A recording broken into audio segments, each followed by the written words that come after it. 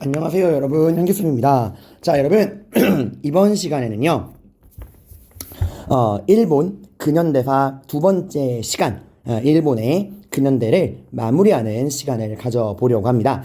자, 우리가 이제 많은 시간 일본사를 공부해 왔어요. 그동안 배운 내용 한번 정리해 볼까요? 자, 일본사는 여러분 기본적인 특징이 일단 자연환경적으로 산이 80%고 4개의 섬으로 이루어져 있기 때문에 중앙집권보다는 지방 분권적인 성향이 강하다. 그리고 천황과 신도라고 하는 특수한 그런 풍습과 존재가 있다. 특히 천황을 통해서 우리가 천황의 형식적인 정부와 함께 실권을 쥐고 있는 쇼군의 무사정권인 막부, 이런 이중적인 체제를 여러분들이 이해를 하셔라 라고 했고, 또 일본어 같은 경우는 시대 구분하는 게 그 지역의 명칭, 중심지를 가지고 시대를 구분한다 라고 해서 여러분에게 낯설게 느껴지는 용어들도 결국에는 그 중심지, 지리 명칭이니까 여러분들이 너무 어렵게 생각하지 마시라 라고 이야기를 해드렸습니다.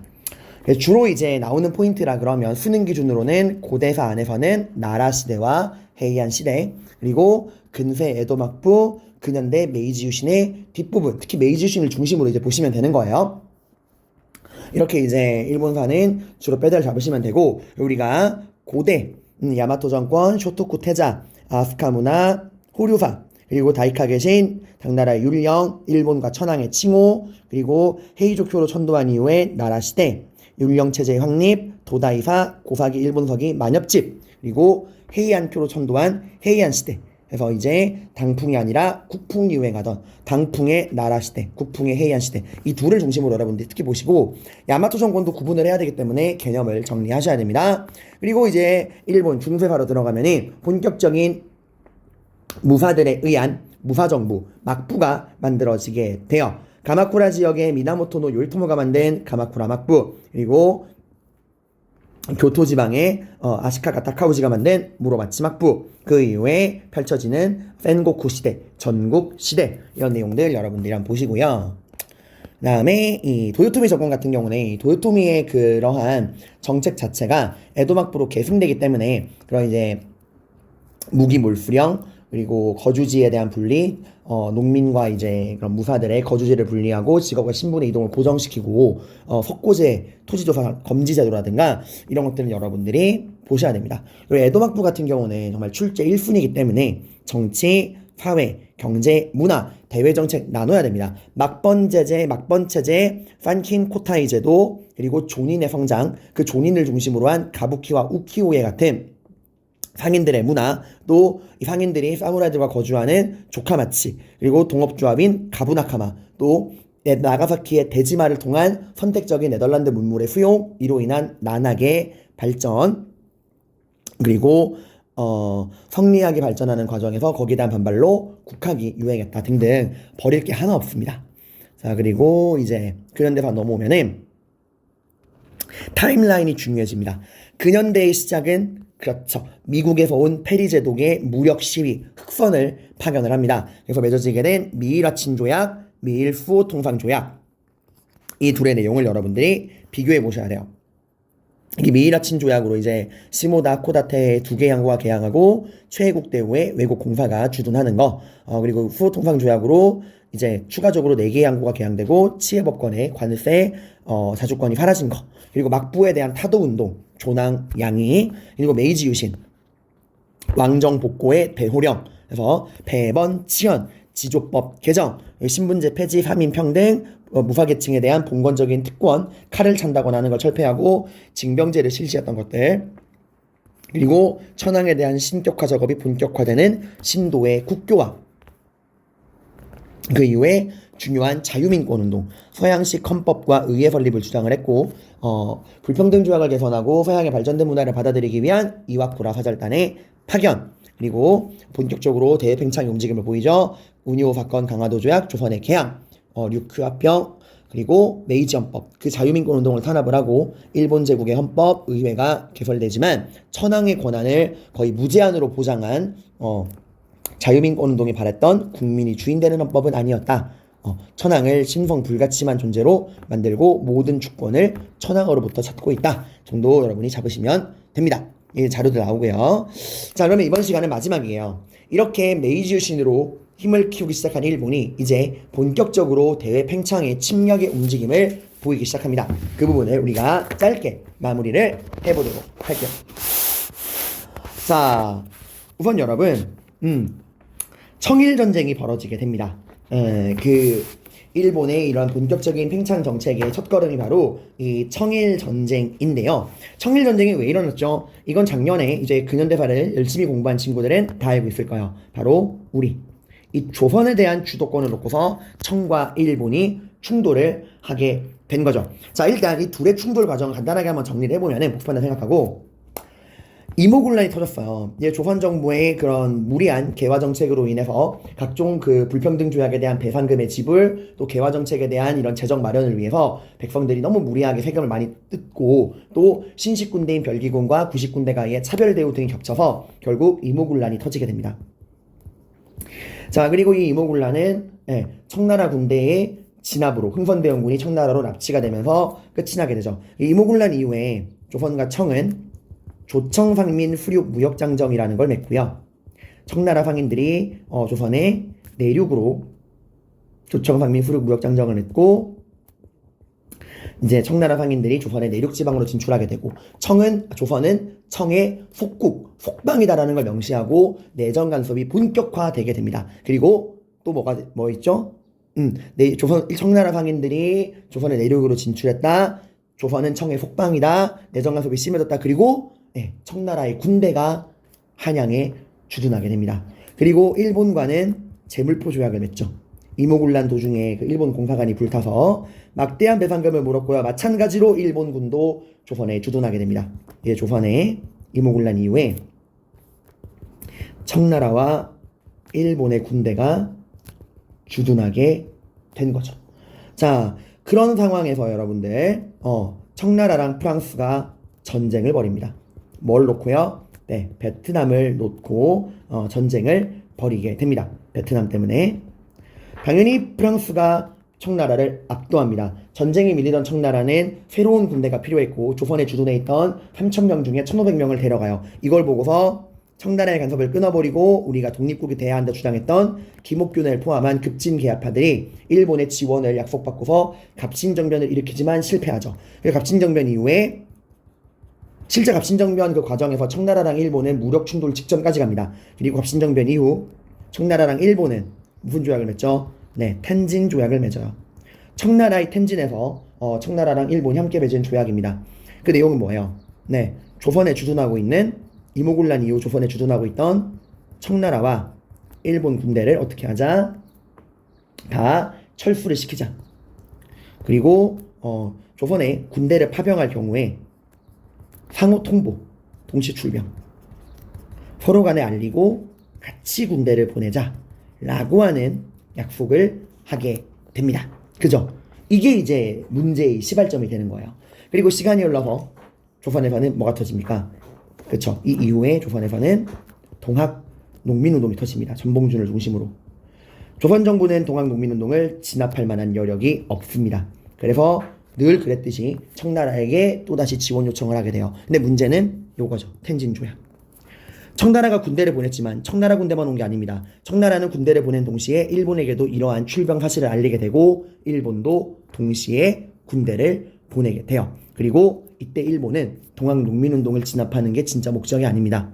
이번 기회에 청을 몰아내고 조선을 완벽하게 먹자. 이래서 조선 땅에서 청나라와 일본 군대가 전쟁이 벌어지게 돼요. 이런 일들입니다. 자, 이건 사실상 시험대에 오른 거예요. 청나라의 양무운동, 중체서용, 중국의 기본적인 체제를 유지하고 서양의 기술만 받아들이자 중체서용에 기반한 양무운동과 일본의 메이지 유신, 다 바꿔라 문명 개화론, 이 둘이 이제 붙은 거예요. 결과는 일본의 압도적인 승리로 전쟁은 끝을 맺게 됩니다. 그리고 청나라랑 일본은 무슨 조약을 맺죠? 이거 중국 살 때 배웠어요. 시모노세키 조약을 맺습니다. 그리고 막대한 배상금, 거의 일본 국가 예산의 한 3년치 4년치에 달하는 돈이 한 번에 배상금으로 들어왔어요. 그리고 돈만 들어온 게 아닙니다. 땅이 들어옵니다. 랴오둥반도와 타이완이 청나라에서 일본으로 넘어가게 됩니다. 그리고 조선에 대한 우위권을 확보하게 됩니다. 다만 타이완을 이때 확실하게 차지하지만 랴오둥반도는 차지하지 못해요. 왜? 러시아를 중심으로 프랑스, 독일이 삼국 간섭을 진행합니다. 그래서 랴오둥반도는 반환을 하게 돼요. 다만 여기서 일본은 정말 나쁜 버릇이 됩니다. 왜냐면 일본이 지금 전쟁에 이겨서 엄청난 이득을 받죠. 아, 전쟁에 이기면 돈이 되는구나. 국가가 발전할 수 있구나. 돈이 되는구나 라는 걸 느낀 거예요. 그래서 이 이후에 일본은 이 청일전쟁에서 얻은 배상금을 거의 대부분 다 군사비에 투자합니다. 보세요. 청일전쟁 배상금 사용 내용. 받은 배상금의 62.7%가 군비에 들어가요. 어마어마하죠, 여러분들. 그것도 사실 임시 군사비까지 합하면 거의 이제 80% 이상에 달하는 돈이 다 국방비에 들어가게 된 겁니다. 그럼 왜 이렇게 투자를 많이 했냐? 또 한 번 전쟁을 해야 되니까요. 왜? 일본은 청일전쟁 이후에 느꼈죠. 우리가 진정 조선을 완전히 차지하고 아시아의 주인이 되기 위해서는 이 랴오둥반도 먹는 거를 방해했던 러시아. 저 러시아마저 꺾어야 한다 생각을 했던 거야. 그래서 청일전쟁 이후에 일본은 러시아를 상대하기 위한 준비를 시작합니다. 자, 그러다가 영일동맹이 맺어지게 됩니다. 이게 왜 나왔죠, 여러분들? 다 배운 내용 정리해요, 여러분. 네, 의화단 운동, 의화단 사건. 백령교도의 한 일파인 의화단이 부청 멸양을 구호로 내걸면서 이제 서양 세력을 몰아내자 이러면서 서양의 철도, 교회 등을 파괴하는 반기독교, 반서양 운동을, 반외세 운동을 펼치게 됩니다. 이걸 청나라 정부는 진압하기는커녕 오히려 의화단과 손을 잡게 되죠. 그래서 이 의화단을 진압하기 위해서 8개국 연합군이 출병을 하게 되고, 이 8개국 연합군이 베이징을 쑥대밭으로 만든 다음에 청나라랑 맺은 게 신축조약. 이제부터 베이징에 열강의 군대가 주둔한다. 신축조약, 베이징 의정서였어요. 자, 다만 여기서 중요한 거는 이 8개국 연합국 중에 일본도 있었다는 거야. 영국이 그때 일본이 의화단이랑 싸우는 걸 보고 얘네 쓸만한데 싶었던 거고, 일본도 러시아랑 싸울 때 자신을 도와줄 서포터가 필요한 거야. 그래서 둘은 동맹을 맺습니다. 형이 날 도와주면 내가 형 대신해서 러시아랑 싸워줄게 라고 해서 영일동맹을 맺고 결국 일본은 그 러시아랑 전쟁을 일으키게 돼요. 이게 우리 한국사에서 봤죠? 막 우리가 중립선언하고, 그렇지만 일본이 그걸 무시하고 한일 의정서 맺고 1차 한일 협약 막 이런 거 막 배웠잖아요, 얘들아. 그건 국권 침탈 과정 그거예요. 그리고 전쟁은 모두의 예상을 뒤엎고 일본의 우세로 진행이 됩니다. 일본이 사실 얘들아, 물론 정말 잘 싸운 것도 있지만 일본이 이기는데 결정적 역할을 한 게 영국이야. 이게 당시 러시아에는 발틱 함대라 그래가지고 이제 전 세계 거의 최고 수준의 함대가 있었어요. 근데 이 발틱 함대가 이제 이 아시아 전선으로 가야 되는데 이걸 최단 기간에 통과할 거면 이집트에 흐르는 수에즈 운하를 통과해야 돼. 근데 이집트가 영국의 세력이었거든. 영국이 수에즈 운하를 막아버립니다. 예. 그거를 힘으로 뚫기에는 분말 정도야. 왜냐면 힘으로 뚫으면 영국을 힘으로 뚫는다는 보장도 없고 힘으로 뚫는다고 쳐도 이미 만신창이란 말이야, 발틱 함대도. 그래서 결국 발틱 함대는 영국이 틀어막은 수에즈 운하를 통과하지 못하고 아프리카 희망봉을 뺑 돌아가지고 일본으로 가게 된 거야. 그러니까 이미 도착했을 때 발틱 함대는 완전 녹초가 돼 있던 상태였어요. 거의 지구 반바퀴를 돌아왔으니까. 그렇게 완전히 힘이 빠진 발틱 함대를 일본의 해군이 괴멸시키면서 전쟁이 완전히 일본의 승기로 굳어지게 됩니다. 근데 이제 러시아가 항복을 안 해. 그래서 이제 미국의 중재로 그만해라 이래가지고 결국에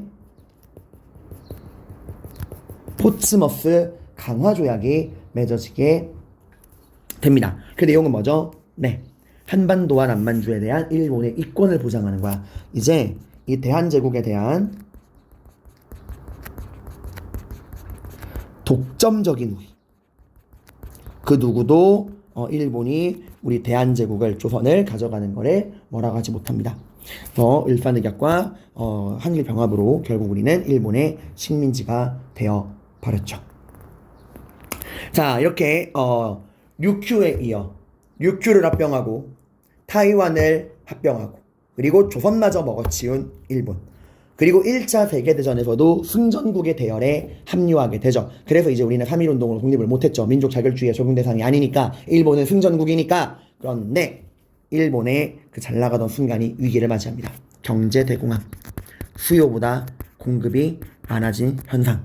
이제 일본에서도 공장마다 회사마다 팔리지 않는 물건이 그득그득 쌓여 있습니다. 하지만 일본은 미국이나 영국이나 프랑스처럼 식민지가 많아서 본국과 식민지를 하나의 경제단위 블록으로 묶어서 이 본국에서 초과 생산된 물건을 팔아치우는 그런 방법을 쓸 수가 없어요. 왜? 일본은 승전국이지만 식민지가 거의 없잖아. 끼켜봐야 타이완, 조선밖에 없잖아요.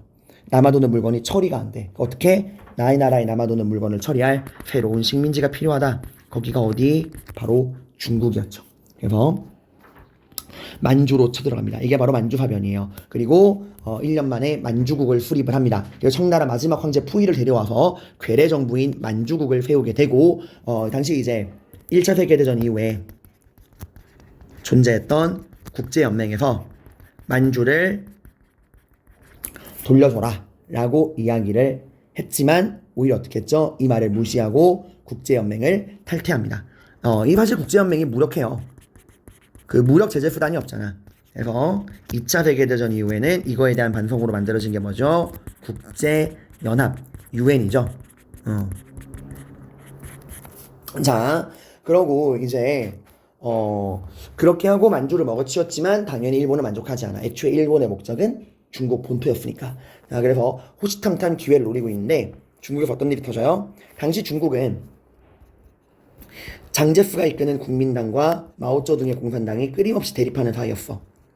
당시 이제 중국을 장악하고 있던 국민당 정부는 만주사변 이후에도 일본의 침략에는 관심이 없고 공산당만 때려잡으려고 했었어요. 그래서 터진 게 시안 사건이었죠.